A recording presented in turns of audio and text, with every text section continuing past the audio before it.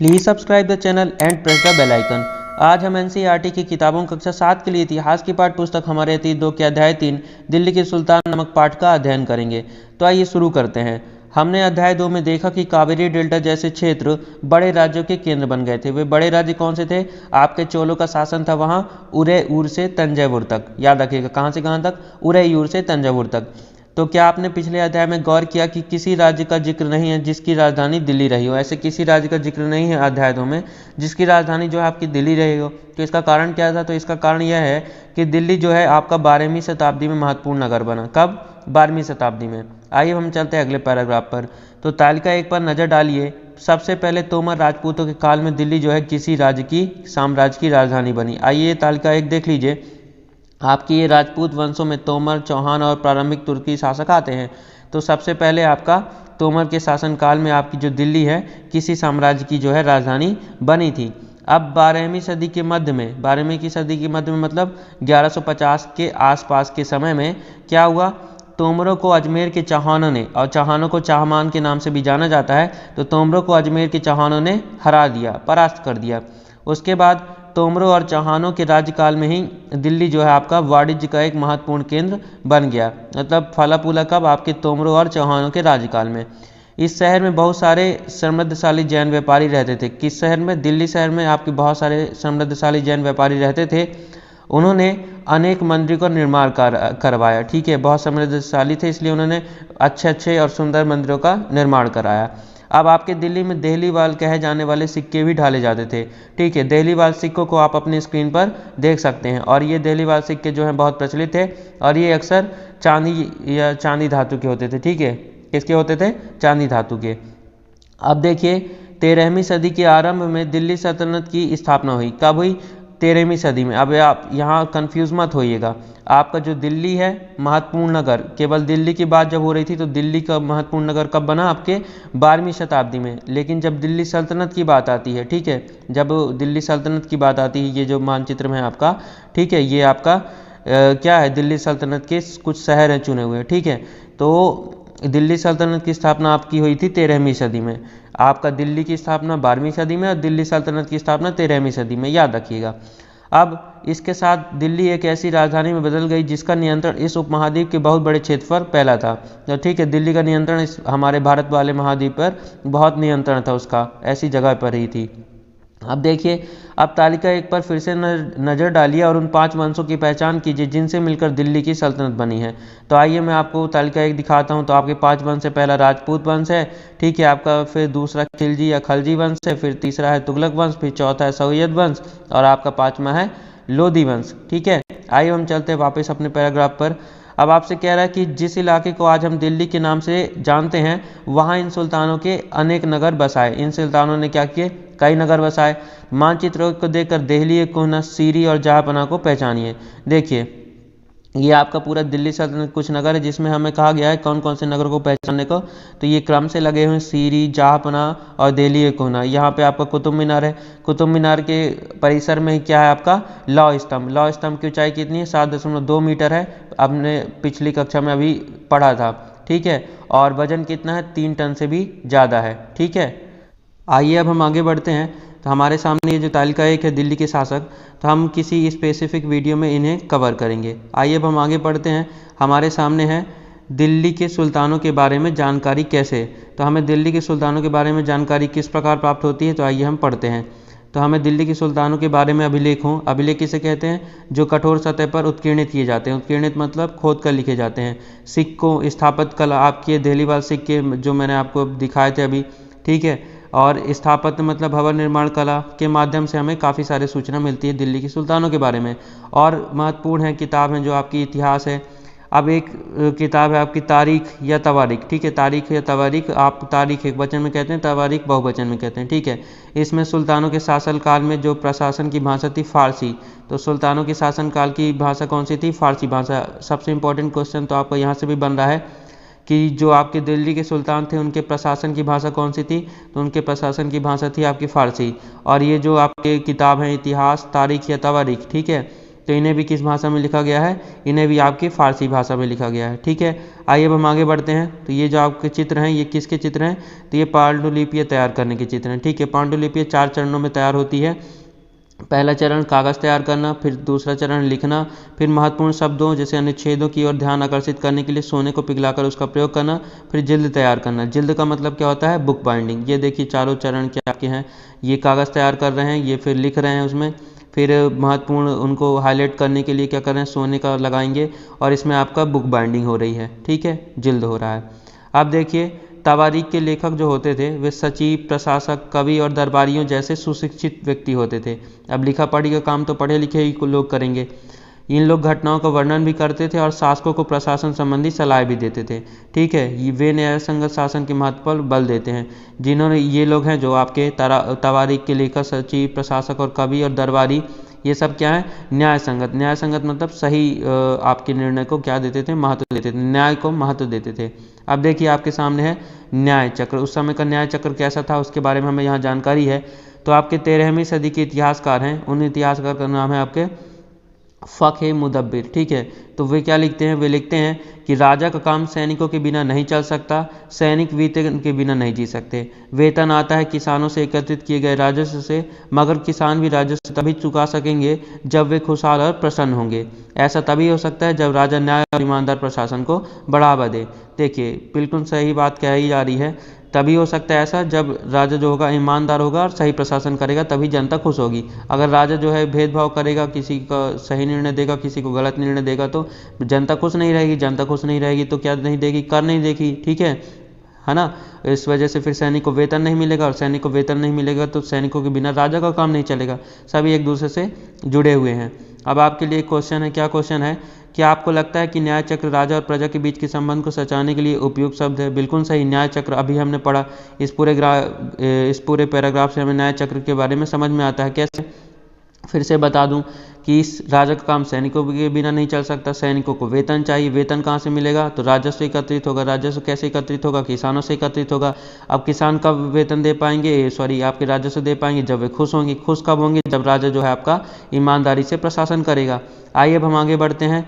तो ये कुछ और बातें ध्यान में रखें। कुछ और बातें हैं, जो सबसे पहली बात है आपकी कि तवारीख के लेखक नगरों में रहते थे, विशेषकर दिल्ली में रहते थे। ठीक है, आपके जो इस बार नगर हैं, ठीक है, इतने सारे नगर बसाए गए थे, इनमें से विशेषकर दिल्ली में रहते थे। ये आपकी पूरी दिल्ली सल्तनत है, जिसमें कई नगर बसाए गए थे, आपके तुगलकाबाद, आदिलाबाद, ठीक है, हौज सुल्तानी, फिरोजा कोटला, जहाँ आपका मैदान भी है, वहाँ अक्सर इंटरनेशनल गेम होते हैं। ठीक है, ये सब याद रखिएगा। तो तवारीख के लेखक जो हैं सबसे ज़्यादा कहाँ रहते थे, नगरों में रहते थे, विशेषकर तो दिल्ली में रहते थे। गांव में शायद कभी ही रहते हों। सबसे दूसरी बात जो है आपको ध्यान रखनी है, वे अक्सर अपने इतिहास सुल्तानों के लिए उनसे ढेर सारे इनाम इकराम पाने की आशा में लिखा करते थे। आपको प्रशस्तियाँ याद होंगी जो दरबारी कवि पहले लिखा करते थे, कुछ उसी प्रकार अभी भी है कि इनका सुल्तानों का इतिहास लिखते थे, किस लिए, इनाम पाने के लिए। अब तीसरी सबसे महत्वपूर्ण याद रखिएगा, ये लेखक अक्सर शासकों को जन्म सिद्ध अधिकार और लिंग भेद पर आधारित आदर्श समाज व्यवस्था बनाए रखने की सलाह देते थे। ठीक है, जन्म सिद्ध अधिकार, लिंग भेद पर आधारित। अब देखिए जन्म सिद्ध और ये लिंग भेद के बारे में थोड़ा सा पढ़ लीजिए। तो जन्म के आधार पर विशेष अधिकार का दावा, उदाहरण के लिए लोग मानते थे कि कुलीन व्यक्तियों को कुछ खास परिवारों में जन्म लेने के कारण शासन करने का अधिकार विरासत में मिलता है। कुलीन मतलब आपके जो जेंटल लोग होते हैं, जो ऊंची जाति के होते हैं। ठीक है, अब लिंग भेद, तो स्त्री तथा पुरुषों के बीच सामाजिक तथा शरीर रचना संबंधी अंतर। ठीक है, आपको पता है लिंग भेद, स्त्री या पुरुषों में जो शारीरिक संरचना में अंतर होता है, आप तो जानते हैं। अब अंतर के कारण पुरुष जो होते हैं स्त्रियों की तुलना में श्रेष्ठ होते हैं, पुरुषों को स्त्रियों से श्रेष्ठ माना जाता है। अब देखिए आगे बढ़ते हैं। तो जन्म सिद्ध अधिकार यानी अगर कुलीन व्यक्ति है, ठीक है, ऊंची जाति में जन्म लिया है, और लिंग भेद यानी अगर वो पुरुष है, तो इसके आधार पर आदर्श समाज व्यवस्था बनाए रखने की सलाह देते थे तब के लेखक, इतिहासकार। उनके विचारों से सारे लोग सहमत नहीं होते थे। अब इनके ऐसे विचार थे कि केवल पुरुष प्रधान हो, ठीक है, लिंग भेद और जन्म सिद्ध अधिकार। जन्म सिद्ध अधिकार मतलब ऊंची जाति के हैं तो ही ऊंचे पद मिलेंगे, तो बिल्कुल सही करते थे जो लोग इनके विचारों से सहमत नहीं होते थे। ठीक है, अब देखिए आगे क्या है, आगे है आपका सन 1236 में सुल्तान इल्तुतमिश की बेटी रजिया सिंहासन पर बैठी। ठीक है, तो आइए देखिए इल्तुतमिश क्या थी आपकी, कहाँ पे थी, आइए हम तालिका में देख लेते हैं। तो ये देखिए रजिया जो है आपके ये रही आपकी रजिया, रजिया का शासन 1236 से 1240, ठीक है। ये प्रारंभिक तुर्की शासकों की थी और शमसुद्दीन इल्तुतमिश की पुत्री थी। कौन? ये जो आपकी है रजिया, ये शमसुद्दीन इल्तुतमिश की पुत्री थी, तुर्की शासक थी। और वंश कौन सा था? तो इनका वंश लगता था आपका राजपूत वंश, ठीक है। आइए अब हम चलते हैं जहाँ पर हम थे आपके यहाँ पर, ठीक है। अब सन 1236 में सुल्तान इल्तुतमिश की बेटी रजिया सिंहासन पर बैठी। रजिया सुल्तान का आपने नाम सुना ही होगा। तो इस युग की इतिहासकार मिनहाज सिराज ने स्वीकार किया है, ठीक है। अब यहाँ पे लिंग भेद की बात चल रही थी, तो उस समय के इतिहासकार जो हैं आपके मिनहाज सिराज, उन्होंने स्वीकार किया है कि वह अपने सभी भाइयों से अधिक योग्य और सक्षम थी। कौन? जो आपकी रजिया थी, रजिया मतलब स्त्री थी, तो अपने सभी भाइयों से योग्य भी थी और उनसे ज़्यादा सक्षम थी, लेकिन फिर भी वह एक रानी को शासक के रूप में मान्यता नहीं दे पा रहा था। देखिए, लिंग भेद के कारण इतिहासकार मिनहाज सिराज इन्हें एक शासक, रानी शासक के रूप में मान्यता नहीं दे पा रहा था। दरबारी जन भी उसके स्वतंत्र रूप से शासन करने की कोशिश से प्रसन्न नहीं थे। मतलब जो दरबारी भी थे तो उन्हें भी ये पसंद नहीं आ रहा था कि ये स्त्री होकर इतने अच्छे से शासन कर रही है, तो वे खुश नहीं थे। बाकी ऐसा नहीं था कि जो रजिया सुल्तान है वो शासन अच्छे से नहीं कर पा रही थी, वे पुरुषों से अच्छा शासन कर रही थी, लेकिन जो है लोग एक्सेप्ट नहीं कर पा रहे थे कि स्त्री का आगे बढ़ना। अब देखिए, सन 1240 में उसे सिंहासन से हटा दिया गया। क्यों हटा दिया गया? इसी वजह से, लिंग भेद के कारण। अब देखिए रजिया के बारे में, रजिया सुल्तान के बारे में मिनहाज सिराज के विचार। अब याद रखिएगा, रजिया का शासनकाल कब से कब तक था? 1236 से 1240 तक। ये भूलिएगा मत। रजिया सुल्तान तुर्की शासक थी आपकी। अब देखिए हम इसके बारे में और पढ़ लेते हैं। तो मिनहाज सिराज, ये जो इतिहासकार हैं आपके मिनहाज सिराज, इनका सोचना था कि ईश्वर ने जो आदर्श समाज व्यवस्था बनाई है उसके अनुसार स्त्री और पुरुषों के अधीन होना चाहिए। तो क्या कह रहे हैं मिनहाज सिराज? कि जो स्त्री हैं उन्हें पुरुषों के अधीन होना चाहिए। अधीन मतलब उन पर आश्रित होना चाहिए, स्त्रियों को पुरुषों पर आश्रित होना चाहिए। और रानी का शासन इस व्यवस्था के विरुद्ध जाता है। रानी का शासन मतलब अगर स्त्री शासन करती है तो इस व्यवस्था के, समाज की व्यवस्था के विरुद्ध जाता है। ऐसे मिनहाज सिराज के विचार थे। इसलिए वह पूछता है, खुदा की रचना के खाते में उसका ब्यौरा चूंकि मर्दों की सूची में नहीं आता, इसलिए इतनी शानदार खूबियों से भी उसे आखिर हासिल क्या हुआ? अब वो कह रहे हैं, खुद अपने आप से पूछते हैं, खुदा से पूछते हैं मिनहाज सिराज, क्या कहते हैं कि इतनी अच्छी अच्छी खूबी है, मर्दों की सूची में नहीं ला पा रहे हैं उनका नाम, तो इतनी शानदार खूबियों के साथ रजिया सुल्तान को क्या हासिल हुआ? बहुत कुछ हासिल हुआ, तुम नहीं समझोगे। अब देखिए हम पढ़ते हैं, रजिया ने अपने अभिलेखों और सिक्कों पर अंकित करवाया है कि वह सुल्तान इल्तुतमिश की बेटी थी। रजिया सुल्तान क्या कहती हैं? उन्होंने अपने अभिलेखों, ठीक है, और सिक्कों पर क्या अंकित करवाया कि सुल्तान इल्तुतमिश की वो बेटी थी। बिल्कुल सही, वो थी, तो उन्होंने उत्कीर्णित करवाया। अब आधुनिक आंध्र प्रदेश के वारंगल क्षेत्र में किसी समय काकतीय वंश का राज्य था। ठीक है, याद रखिएगा कि आधुनिक आंध्र प्रदेश के वारंगल क्षेत्र में किसी समय काकतीय वंश का राज्य था। उस वंश की रानी कौन थी? रुद्रमा देवी। इनका शासनकाल था 1262 से 1289 के, ठीक है। तो रुद्रमा देवी का जो व्यवहार था रजिया के व्यवहार से बिल्कुल उल्टा था, ठीक है। कैसे उल्टा था?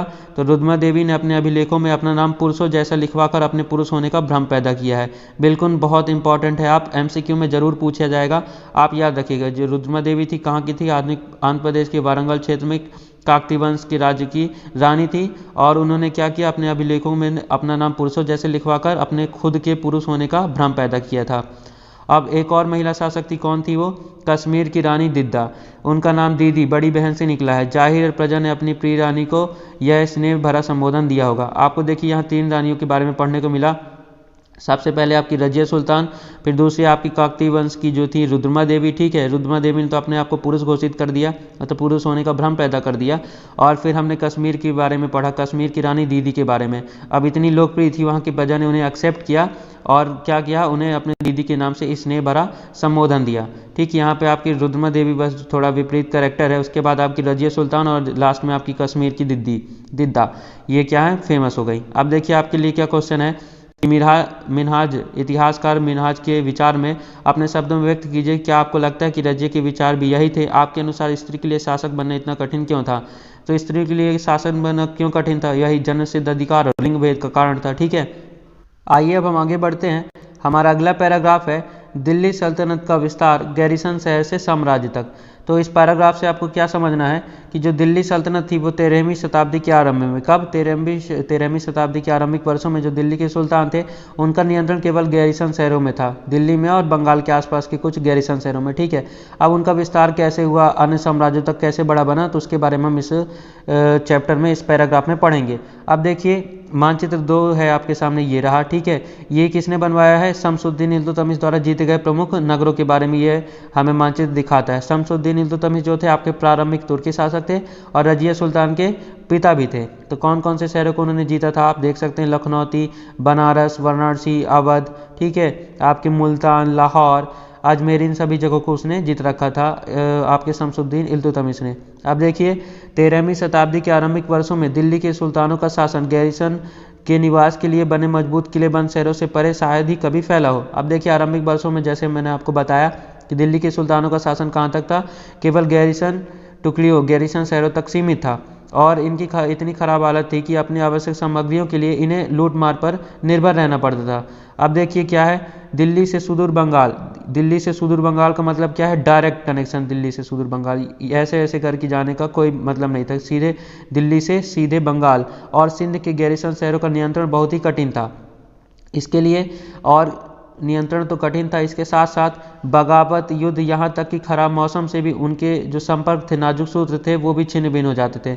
जो दिल्ली के सुल्तान थे उनका बंगाल और सिंध से संपर्क जो थे बहुत नाजुक संपर्क थे, वो भी खराब मौसम में क्या होते थे, छिन्न भिन्न हो जाते थे, क्योंकि खराब मौसम में रास्ते खराब हो जाते हैं, आवागमन जो है आपका शून्य हो जाता है। अब देखिए शासन को अफगानिस्तान से आने वाले हमलावरों और उन सूबेदारों से बराबर चुनौती मिलती रहती थी, जो जरा से भी कमजोरी का आभास मिलते ही विद्रोह का झंडा खड़ा कर देते थे। इन चुनौतियों के चलते सल्तनत बड़ी मुश्किल से किसी तरह अपने आप को बचाए हुए थी। इसका संस्थापन गयासुद्दीन बलबन के शासनकाल में हुआ और इसका विस्तार अलाउद्दीन खिलजी और मोहम्मद तुगलक के राज्यकाल में हुआ। अब देखिए दिल्ली सल्तनत कैसे बढ़ी, विस्तार किया अलाउद्दीन खिलजी ने, और राज्य जो मोहम्मद तुगलक, इन्होंने क्या किया, दिल्ली सल्तनत को बढ़ाया। अब देखिए सल्तनत की भीतरी सीमाओं में जो अभियान चले उनका लक्ष्य था गैरिसन शहरों की पृष्ठभूमि में स्थित भीतरी क्षेत्र को स्थिति को मजबूत करना। इन अभियानों के दौरान गंगा यमुना के दोआब क्या होता है, तो दो नदियों के बीच का क्षेत्र, जैसे ये दो नदी है, ठीक है, चल रही है ऐसे दो नदी है, उनके बीच का क्षेत्र क्या कहलाता है, आपका दोआब कहलाता है। ठीक है, अब देखिए इन अभियानों के दौरान गंगा यमुना के दोआब से जंगलों को साफ कर दिया गया। ठीक है, आपकी ये गंगा नदी है ऐसे समझिए, एक यमुना नदी है, इनके बीच में जो क्षेत्र है, यहाँ जो लोग रह रहे हैं उनको भगा दिया गया, खदेड़ दिया गया। उधर कौन लोग रहते थे, तो आपके शिकारी और संग्राहक रहते थे और चरवाहे रहते थे। चरवाहे मतलब जो कि अपने पशुओं मवेशियों को क्या करते, चराते हैं, उन्हें वहाँ से भगा दिया गया। और देखिए वो जो क्या है, उपजाऊ ज़मीन होती है आपके दो नदियों के बीच की, वहाँ है ना, तो उपजाऊ ज़मीन थी, इसलिए क्या किया गया, उसे किसानों को खेती के लिए दे दिया गया और कृषि को प्रोत्साहन दिया गया। अब ये क्या हो रहा है यहाँ पे, अब साम्राज्य का विस्तार हो रहा है। ठीक है, अब संपन्न साम्राज्य होगा तो उसका विस्तार होगा और लोग खुशहाल रहेंगे। तो सबसे पहली चीज़ तो है खेती ही है, अगर अन्न होगा तो खुश रहेंगे। व्यापार मार्गों की सुरक्षा और क्षेत्रीय व्यापार की उन्नति की खातिर नए किले, गैरिसन शहर और नए शहर बसाए गए। अब देखिए जब ये सब कंप्लीट हो जाएगा, आपके पास अच्छी खेती होगी, आपका खुशहाल हो जाएगा नगर, तो क्या करना, सुरक्षा भी बहुत ज़रूरी है और व्यापारी मार्ग भी ज़रूरी है, जिससे हम संपन्न होते जाएँ। इसके लिए क्या किया गया, उन्नति के लिए नए किले बनवाए गए, गैरिसन शहर और नए शहर बनवाए गए। गैरिसन शहर मतलब सेना के लिए शहर बनवाए गए और शहर लोगों के लिए बनवाए गए, किसानों आदि के लिए। ठीक है, अब ये पहला प्रकार का विस्तार हो रहा था आपका दिल्ली सल्तनत का। अब दूसरी तरह का विस्तार क्या था कि बारी सीमा पर हुआ। बारी सीमा पर क्या विस्तार हुआ, अलाउद्दीन खिलजी के शासनकाल में दक्षिण भारत को लक्ष्य करके सैनिक अभियान शुरू हुए। देखिए मानचित्र 3, तो देखिए मानचित्र 3 ये रहा आपके सामने, इसमें क्या सैनिक अभियान शुरू हुए आप देख सकते हैं इस चित्र में। दिल्ली से अभियान शुरू हुए, पहले चित्तौड़ में, फिर रणथंभौर में, फिर गुजरात को जीता गया, फिर मांडू को जीता गया। ठीक है, इधर से आपको वारंगत को जीता गया और इसी रास्ते से आपके देवगिरी, यादव, फिर यहाँ से दौर समुद्र, फिर ऐसे करके यहाँ आपके कांकती को अभी हमने पढ़ा है। कांकती में किसका शासक था, रुद्रमा देवी का, जिसने अपने पुरुष होने का भ्रम पैदा कर दिया था। और यहाँ तंजावुर तक, ठीक है, ये आपका मैंने अभी बताया, उदयपुर से तंजावुर तक किसका शासन था, चोलों का शासन होता था यहाँ पे। इन सभी जगहों पर सैन्य अभियान चलाए गए। ठीक है, अब सैन्य अभियान चलाकर क्या प्राप्त किया मोहम्मद तुगलक ने, तो मोहम्मद तुगलक के समय में अपनी चरम सीमा पर पहुंचे। ये सैन्य अभियान जो है मोहम्मद तुगलक ने बहुत तेज़ी से चलाया और उसकी समय पर अधिकतम सैन्य अभियान ये चलाए गए थे। तो इन अभियानों में सल्तनत की सेनाओं ने हाथी, घोड़े, गुलाम और मूल्यवान धातुएं अपने कब्जे में ले ली। क्या प्राप्त किया मोहम्मद तुगलक ने? मोहम्मद तुगलक ने हाथी, घोड़े, कुछ गुलाम और मूल्यवान धातुएं कब्जे में ले ली, उन्हें प्राप्त कर लिया। अब देखिए, दिल्ली सल्तनत की सेनाओं की शुरुआत अपेक्षाकृत कमजोर थी। ठीक है, से क्या थी? सेनाओं की शुरुआत कमजोर थी, मगर 150 वर्ष बाद, कितने वर्षों के बाद? 150 वर्ष के बाद मोहम्मद तुगलक के राज्यकाल के अंत तक इस उपमहाद्वीप का एक विशाल क्षेत्र इसके युद्ध अभियान के अंतर्गत आ चुका था। जैसा कि आप मानचित्र 3 में देख सकते हैं, ये लगभग दिल्ली से, आपका यहाँ जो दिल्ली है, ठीक है, दिल्ली से लेकर इतने सारे सैन्य अभियान चलाए गए मोहम्मद तुगलक के समय में, ये क्या थे? चरम पर पहुंचे थे। तो इतना बड़ा एरिया उन्होंने कवर कर लिया था, लगभग आपके 80% भारत को कवर कर लिया था। ठीक है, अब देखिए आगे बढ़ते हैं। इसने मोहम्मद तुगलक ने शत्रुओं की सेनाओं को परास्त किया और शहरों पर कब्जा किया।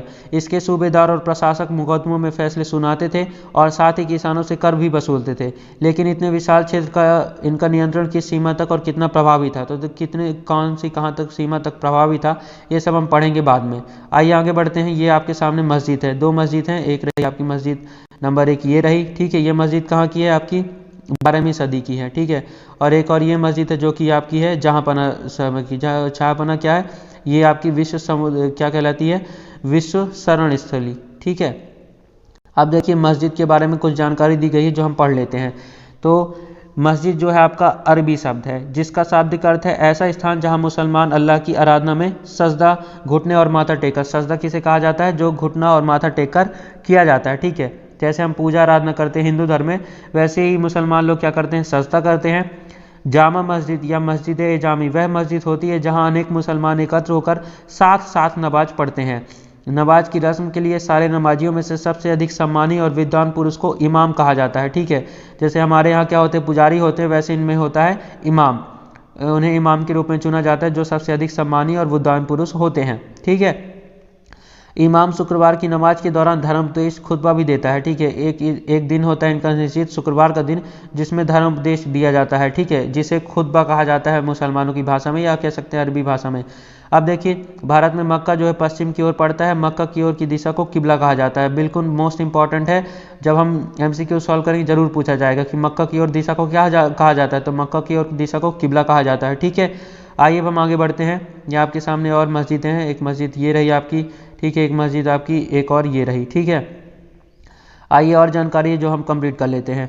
दिल्ली के सुल्तानों ने सारे उपमहाद्वीप के अनेक शहरों में मस्जिदें बनवाई। इससे उनके मुसलमानों और इस्लाम के रक्षक होने के दावों को क्या मिलता है? बल मिलता है। और देखिए, मस्जिद बनवाने से इन्हें मुसलमान होने के और इस्लाम के रक्षक होने के दावा को क्या मिलता है? बल मिलता है।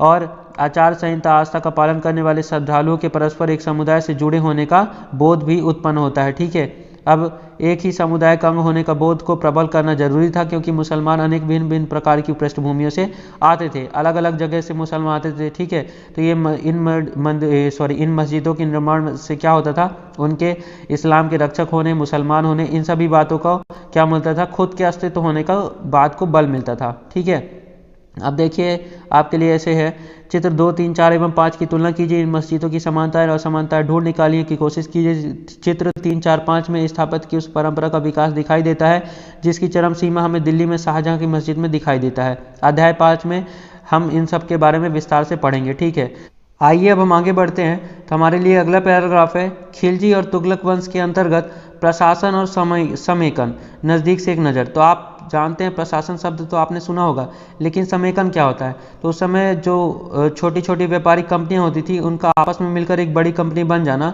समेकन या समामेलन कहा जाता था। ठीक है, आइए अब हम आगे बढ़ते हैं। तो दिल्ली जैसे विशाल साम्राज्य के समेकन के लिए विश्वसनीय सूबेदारों, प्रशासकों की जरूरत होती है।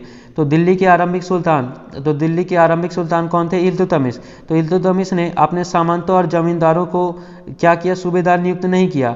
उसके बदले उन्होंने अपने विशेष गुलामों को सूबेदार नियुक्त करना पसंद किया। ठीक है, पहले के लोग अपने सामंतों और जमींदारों से ज़्यादा अपने गुलामों पर विश्वास करते थे।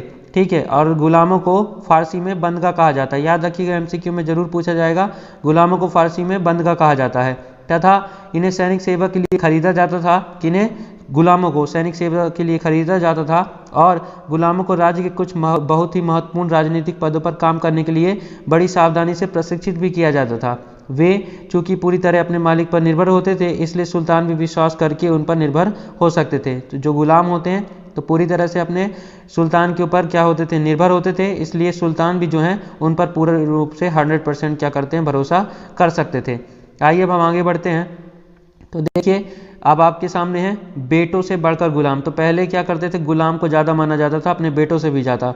तो सुल्तानों को सलाह दी जाती थी कि जिस गुलाम को हमने पाला पोसा और आगे बढ़ाया है उसकी हमें देखभाल करनी चाहिए, क्योंकि तकदीर अच्छी हो तभी पूरी ज़िंदगी में कभी कभी योग्य और अनुभवी गुलाम मिलता है। बुद्धिमानों का कहना है, उस समय के विद्वानों का कहना है कि योग्य और अनुभवी गुलाम जो होता है बेटे से भी बढ़कर होता है। अब देखिए आपके लिए एक क्वेश्चन है। क्या क्वेश्चन है कि क्या आपको गुलाम को बेटे से बढ़कर मानने का कोई कारण समझ में आता है? हाँ बिल्कुल कारण समझ में आता है। आइए मैं आपको तालिका 1 के माध्यम से समझाता हूँ। ठीक है, ये रही हमारी तालिका 1। तो इस तालिका 1 में आप देख सकते हैं जो प्रारंभिक तुर्की शासक हैं, पहला आपका कुतुबुद्दीन ऐबक और शमसुद्दीन इल्तुतमिश, ये दोनों गुलाम थे। कैसे एक गुलाम थे, देखिए ये जो कुतुबुद्दीन ऐबक है आपका मोहम्मद गौरी का गुलाम था, ठीक है, जिसने 1206 से 1210 तक शासन किया। और शमसुद्दीन इल्तुतमिश जो था आपकी कुतुबुद्दीन ऐबक का ही गुलाम था। ठीक है, ये खुद गुलाम ने गुलाम को रखा और ये शासक बन गए दोनों। इन दोनों ने इतने दिनों तक शासन किया, तो शासन किया तो इनमें योग्यता भी रही होगी और ये बुद्धिमान थे। ठीक है, तो इनकी योग्यता और बुद्धिमत्ता के कारण क्या है, इन्होंने इतने समय तक शासन किया। इसीलिए बुद्धिमानों का कहना है, क्या कहना है बुद्धिमानों का, ये देखिए बुद्धिमानों का कहना है कि योग्य और अनुभवी गुलाम जो होते हैं बेटे से भी बढ़कर होते हैं। इसीलिए जो है आपके सल्तनत के जो शासक थे उन्होंने अपने गुलामों को अपने बेटों से बढ़कर माना होगा। आइए अब हम आगे बढ़ते हैं। खिलजी तथा तुगलक शासक बंदगा मतलब गुलाम का इस्तेमाल जो है करते रहे, साथ ही अपने पर आश्रित क्या होता है, मतलब उन पर जो आश्रित होता था, तो उन पर आश्रित निम्न वर्ग के लोगों को भी ऊंचे राजनीतिक पदों पर बैठाते रहे। ऐसे लोगों को सेनापति और सूबेदार जैसे बड़े बड़े पद दे दिए जाते थे। लेकिन इन सब से क्या हुआ, राजनीतिक अस्थिरता भी पैदा होने लगी, यानी उथल-पुथल होने लगी, क्योंकि अयोग्य लोगों को ऊंचे राजनीतिक पदों पर ये जो खलजी और तुगलक शासक थे बैठाने लगे थे। अब देखिए गुलाम और आश्रित अपने मालिकों और संरक्षकों के प्रति क्या होते थे, वफादार रहते थे। लेकिन उनके जो उत्तराधिकारी होते थे, मालिकों के उत्तराधिकारी जो होते थे, उनके पुत्र वगैरह, तो उनके प्रति वफादार नहीं होते थे। नए सुल्तानों को अपने नौकर अलग रखते थे। इसीलिए फलस्वरूप किसी नए शासक के सिंहासन पर बैठते ही प्रायः नए और पुराने सरदारों के बीच टकराहट शुरू हो जाती थी। सुल्तानों द्वारा निचले तबके के लोगों को संरक्षण दिए जाने के कारण उच्च वर्ग के कई लोगों पर को क्या होता था, गहरा धक्का भी लगता था कि हमसे नीचे लोगों को क्या किया गया, अच्छे अच्छे पद मिल गए लेकिन हमें नहीं मिला, इसलिए गहरा धक्का लगता था उन्हें। और फारसी तवारीख के लेखकों ने निचले खानदान के लोगों को ऊंचे पदों पर बैठाने के लिए दिल्ली के सुल्तानों की आलोचना भी की है। तो देखिए आपकी ये जो है तवारीख है, फारसी भाषा में लिखी हुई तारीख। ये फारसी क्या भाषा है, तवारीख क्या है, इतिहास है। इतिहास की एक किताब है जिसमें हमें क्या मिलता है, आपके दिल्ली के सुल्तानों का इतिहास मिलता है। तो इसमें इसके लेखकों ने क्या कहा है कि दिल्ली के सुल्तानों की आलोचना भी की है। क्यों आलोचना की है, क्योंकि उन्हें अयोग्य लोगों को ऊंचे पदों पर बैठा दिया। अब देखिए सुल्तान मोहम्मद तुगलक के अधिकारी जन कौन कौन थे, सुल्तान मोहम्मद तुगलक के अधिकारी। तो सुल्तान मोहम्मद तुगलक ने अजीज खुमार नामक कलाल, ये शराब बेचता था। अब फिरोज हज्जाम नामक नाई, फिरोज हज्जाम नाई था यानी नौआ। मनका तब्बाक नामक बावर्ची, बावर्ची मतलब शेफ। और लड्ढा तथा पीरा नामक मालियों को, लड्ढा नाम था, पीरा नाम तक मालियों को, इन्हें क्या किया, ऊंचे प्रशासनिक पदों पर बैठा दिया। 14वीं शताब्दी के मध्य के इतिहासकार जिया-उद-दीन बर्नी ने इन युक्तियों का उल्लेख सुल्तान के राजनीतिक विवेक के विनाश और शासन करने की अक्षमता के उदाहरणों के रूप में किया है। अब देखिए आपके लिए एक क्वेश्चन है। क्या क्वेश्चन है कि आपके ख्याल में बर्नी ने सुल्तान की आलोचना क्यों की थी? बिल्कुल सही की थी कि उसने अयोग्य लोगों को क्या किया था, ऊंचे ऊंचे पदों पर बैठा दिया था, जिससे राजनीतिक अस्थिरता भी पैदा हो गई थी। अब देखिए पहले वाले सुल्तानों की तरह ही खलजी और तुगलक शासकों ने भी सेना नायकों को भिन्न भिन्न आकार के इलाकों के सूबेदार के रूप में नियुक्त किया। अब पहले के सुल्तानों की तरह जो गलती पहले के सुल्तानों ने की, वही गलती आगे के शासकों ने भी की। अब देखिए ये इलाके इक्ता कहलाते थे। इन इलाकों को क्या कहा जाता था, इक्ता कहलाते थे। इन्हें संभालने वाले अधिकारी इक्तकार। अब देखिए जगह का नाम इक्ता था, ठीक है, और संभालने वालों को इक्तकार कहा जाता था, और इक्तकार को मुक्ति भी कहा जाता था। याद रखिएगा जब हम MCQ सॉल्व करेंगे तो ये जरूर आएगा कि जहाँ शासन करने के लिए दिया जाता था छोटे छोटे आकार के जगहों को, उसे इक्ता कहा जाता था। शासन करने वाले को इक्तकार या मुक्ति कहा जाता था। याद रखिएगा ये दो बातें। अब देखिए इक्तकार या मुक्ति का फर्ज होता था कि सैनिक अभियान का नेतृत्व करना। क्या फर्ज था? सैनिक अभियान का नेतृत्व करना और अपने इक्तों में कानून और व्यवस्था बनाए रखना। ठीक है, अब आइए आगे बढ़ते हैं। तो अपनी सैनिक सेवाओं के बदले वेतन के रूप में मुक्ति अपने इलाकों से राजस्व की वसूली किया करते थे। ठीक है, इन्हें वेतन के रूप में राजस्व मिलता था जहाँ इनका शासन होता था। अब देखिए, तो राजस्व के रूप में मिली रकम से ही वे अपने सैनिकों को तनख्वाह भी देते थे। मुक्ति लोगों पर काबू रखने का सबसे प्रभावी तरीका यह था कि उनका पद वंश परंपरा से न चले और उन्हें कोई भी एकता थोड़े समय के लिए ही मिले। ठीक है, जहाँ वो ज़्यादा समय तक रहेंगे वहाँ उनका प्रभुत्व हो जाएगा, इसलिए कोई भी एकता जो है उन्हें, कोई भी छोटी जगह जो होती थी, ठीक है, अलग अलग आकार की जगह, तो उन्हें कुछ ही समय के लिए दी जाती थी। सुल्तान अलाउद्दीन खिलजी और मोहम्मद तुगलक के शासनकाल में नौकरी के इन कठोर नियमों का बड़ी सख्ती से पालन होता था। अब इन किन के शासनकाल में? आपके अलाउद्दीन खिलजी और मोहम्मद तुगलक के शासनकाल में इन नियमों का बड़ी सख्ती से पालन होता था। किन नियमों का? कि इन एकता जो है इख्तियारों को थोड़े थोड़े समय के लिए दिया जाए। अब इस सब बात का ध्यान रखा जाता था कि मुक्ति यानी इख्तियार ही राज्य द्वारा निर्धारित कर ही वसूलें और तय संख्या के अनुसार सैनिक रखें। ये नहीं कि अपने मनमानी सैनिकों की संख्या बढ़ा लें और कर भी ज़्यादा लेने लगे। जब दिल्ली के सुल्तान शहरों से दूर आंतरिक इलाकों को भी अपने अधिकार में ले आए तो उन्होंने भूमि के स्वामी सामंतों और अमीर जमींदारों को भी अपने सत्ता के आगे झुकने को बाध्य कर दिया। ठीक है, अब देखिए, अलाउद्दीन खिलजी के शासनकाल में भू राजस्व के निर्धारण और वसूली के कार्य को राज्य अपने नियंत्रण में ले आया। स्थानीय सामंतों से कर लगाने का अधिकार छीन लिया गया, बल्कि स्वयं उन्हें भी कर चुकाने को बाध्य किया गया, उल्टा कर दिया गया। अब देखिए, सुल्तान के प्रशासकों ने जमीन की पैमाइश की और इसका हिसाब बड़ी सावधानी से रखा। कुछ पुराने सामंत और जमींदार राजस्व के निर्धारण और वसूली अधिकार के रूप में सल्तनत की नौकरी करने लगे। उस समय 3 तरह के कर लगाए जाते थे। किस तरह? 3 तरह के कर थे। पहला कर था कृषि पर, जिसे खराज करा जाता था। यह एमसीक्यू में पूछा जाएगा। यह भी कृषि में खराज नाम का कर लगता था। ठीक है, जो कि किसान की उपज का 50% होता था। बहुत ज़्यादा कर लेते थे, पूरा आधा तो कर में ही ले लेते थे। दूसरे प्रकार का होता था मवेशियों पर लगने वाला कर और तीसरा कर होता था घरों पर लगने वाला कर। और ये सब जो आपके सामंत है, इन सब के बारे में मैंने पिछले अध्याय में आपको बता के रखा है, इसलिए आप पूरे वीडियो आई बटन पे आपको मिल जाएंगे, तो प्लेलिस्ट में जाके देख लीजिए। अब देखिए, यह याद रखना जरूरी है कि इस उपमहाद्वीप का यानी भारत का काफ़ी बड़ा हिस्सा दिल्ली के सुल्तानों के अधिकार से बाहर ही था। दिल्ली से बंगाल जैसे सुदूर प्रांतों का नियंत्रण कठिन था और दक्षिण भारत की विजय के तुरंत बाद, देखिए, दक्षिण भारत की विजय के तुरंत बाद ही वह पूरा क्षेत्र फिर से स्वतंत्र हो गया था। यहाँ तक कि गंगा के मैदानी इलाके में भी घने जंगलों वाले ऐसे क्षेत्र जिसमें बैठने पर सुल्तान की सेनाएं अक्षम थी। स्थानीय सरदारों ने इन क्षेत्रों में अपना शासन जमा लिया। अलाउद्दीन खिलजी और मोहम्मद तुगलक इन इलाकों पर जोर जबरदस्ती करके अपना अधिकार जमा लेते थे, पर वह अधिकार कुछ ही समय तक रह पाता था। जोर जबरदस्ती वाला अधिकार जो है ज़्यादा समय तक नहीं टिकता। अब देखिए, सरदार और उनकी किलेबंदी। सरदारों ने अपनी किलेबंदी भी करवाई। क्यों करवाई? सुरक्षा के लिए। अब देखिए, अफ्रीकी देश, ये उत्तरी अफ्रीकी देश से आपका ये जो मोरक्को है, ये क्या है? उत्तरी अफ्रीकी देश है। तो 14वीं सदी में उत्तरी अफ्रीकी देश से इब्न बतूता नाम का आदमी आया। ठीक है, तो देखिए, मोरक्को से 14वीं सदी में भारत आया, यानी इब्न बतूता ने बतलाया है कि सरदार कभी कभी क्या करते थे, तो सरदार जो हैं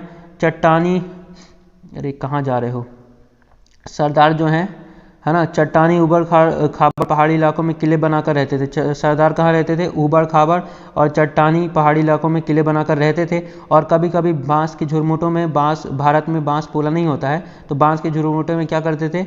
यह बहुत बड़ा होता है, जो भारत में बांस होता है पोला नहीं होता है, बहुत बड़ा बांस होता है। ठीक है, तो इसके अलग अलग हिस्से आपस में इस तरह से गुथे होते थे कि उन पर आग का असर नहीं होता था और वे कुल मिलाकर बहुत ही मजबूत होते थे। सरदार इन जंगलों में रहते थे, जो इनके लिए किले की प्राचीर का काम करते थे। प्राचीर मतलब किलेबंदी जो कराई जाती थी आपके नगरों में, उसी तरह का काम ये करते थे। ठीक है, प्राचीर यानी बड़ी बड़ी दीवार को चहदीवारी का। ठीक है, अब आप देखिए, आगे बढ़ते हैं। इस दीवार के घेरे में ही उनके मवेशी और फसल रहते हैं। अंदर ही पानी भी उपलब्ध रहता था, अर्थात वहाँ एकत्रित हुआ वर्षा का जल, इसलिए उन्हें प्रबल बलशाली सेनाओं के बिना हराया नहीं जा सकता था। ये सेना जंगल में घुसकर खासतौर से तैयार किए गए औजारों से बांसों को काट डालती थी। और हो गया, बस इतना ही उनका वर्णन। अब देखिए, आपके लिए क्वेश्चन है, सरदारों की रक्षा व्यवस्था का वर्णन कीजिए। तो देखिए, उनकी रक्षा व्यवस्था क्या थी? वे बांस की झुरमुटों में रहते थे और हमारे यहाँ का बांस जो है पोला नहीं होता है और बहुत बड़ा बांस होता है, इसलिए वहाँ रह आते थे और वहीं अपने मवेशी को चराते थे। उनकी सुरक्षा हो जाती थी और किलेबंदी यानी प्राचीर का काम भी ये कर देते थे। ठीक है, और इसके अलावा उनका पानी का क्या होता था? पानी का साधन था वर्षा का जल, जो एकत्रित हो जाता था।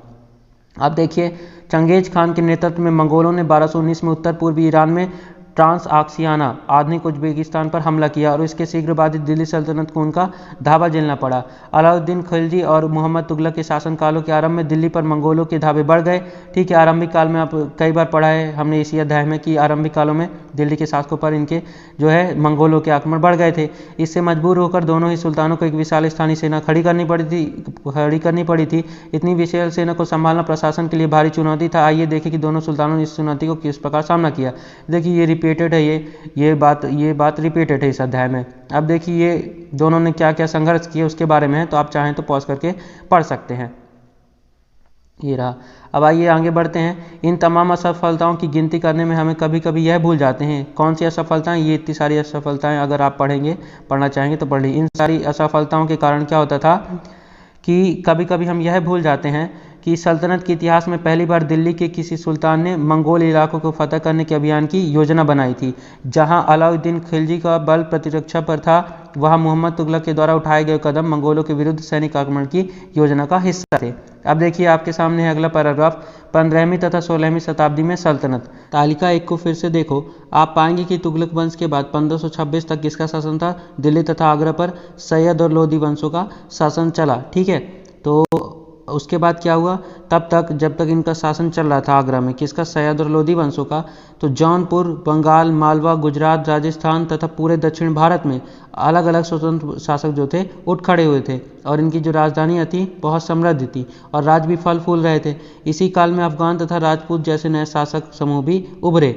देखिए अब देखिए क्या हुआ कि तुगलक वंश के बाद 1526 तक, याद रखिएगा, दिल्ली और आगरा में सैयद और लोदी वंशों का शासन चलता रहा। यानी दिल्ली सल्तनत में आपके सैयद और लोदी वंश छाए रहे, लेकिन बाकी जगहों पर आपके मध्य प्रदेश, गुजरात, राजस्थान, इन सभी जगहों पर किसका शासन चल रहा था? स्वतंत्र शासक उठ खड़े हुए थे अलग अलग, और उनकी राजधानियाँ भी समृद्ध थी और उनके राज भी फल फूल रहे थे। अब देखिए क्या होता है। तो इस काल में 1526 के बाद स्थापित राज्यों में से कुछ छोटे तो थे पर शक्तिशाली थे और उनका शासन भी बहुत ही कुशल तथा सुव्यवस्थित तरीके से चल रहा था। शेरशाह सूर, अब देखिए उनमें से एक था शेरशाह सूर जिनका बढ़िया शासन चल रहा था। तो शेरशाह सूर ने बिहार में अपने चाचा के एक छोटे से इलाके के प्रबंधक के रूप में पहले काम शुरू किया था। ठीक है, काम शुरू किया प्रबंधक के रूप में। फिर आगे चलकर उसने इतनी उन्नति की कि मुगल सम्राट हुमायूं तक को चुनौती दी और उसे परास्त भी कर दिया। अब देखिए इतनी उन्नति कर ली थी उसने कि मुगल सम्राट हुमायूं को भी उसने परास्त कर दिया था। शेरशाह ने दिल्ली पर अधिकार करके स्वयं अपना राजवंश स्थापित किया। तो दिल्ली में भी अपना राजवंश स्थापित कर लिया शेरशाह ने। ठीक है, अब सूरवंश ने केवल 15 वर्ष तक शासन किया। अब इसने केवल 15 वर्ष शासन किया, 1540 से 1555 तक। लेकिन इसके प्रशासन ने अलाउद्दीन खिलजी वाले कई तरीकों को अपनाकर उन्हें और भी चुस्त बना दिया। तो जो भी व्यवस्थाएं अलाउद्दीन खिलजी ने अपनाई थी वही व्यवस्था शेरशाह ने भी अपनाई अपने शासनकाल के 15 साल के शासनकाल में। ठीक है, और उन्हें क्या कर दिया? और भी चुस्त बना दिया और भी समृद्ध कर दिया। उसके बाद जो है आपके महान सम्राट अकबर हैं, तो उन्होंने जब मुगल साम्राज्य को समेकित किया। ठीक है, समेकन का मतलब मैं आपको बता चुका हूँ। तो किसने? अकबर ने भी अपने प्रतिमान के रूप में शेरशाह की प्रशासन व्यवस्था को ही अपनाया था। तो इतना अच्छा शेरशाह ने व्यवस्था कर दिया था। ठीक है, 15 वर्ष के शासनकाल में शेरशाह ने इतनी अच्छी व्यवस्था कर दी थी कि सम्राट अकबर ने भी अपने प्रतिमान के रूप में इसकी प्रशासन व्यवस्था को ही अपनाया था। आइए अब हम आगे बढ़ते हैं। अब देखिए आपके लिए अन्यत्र, जो कि आपको पता है जब हमारे भारत में कुछ ये सब घटित हो रहा था तब अन्य जगहों पर क्या होता है उसके बारे में जानकारी आप चाहें तो पॉज करके वीडियो को पढ़ सकते हैं। आइए अब हम चलते हैं सबसे इम्पोर्टेंट टॉपिक पर। फिर से याद करें तो पहला क्वेश्चन है आपके लिए, दिल्ली में सबसे पहले किसने राजधानी स्थापित की थी?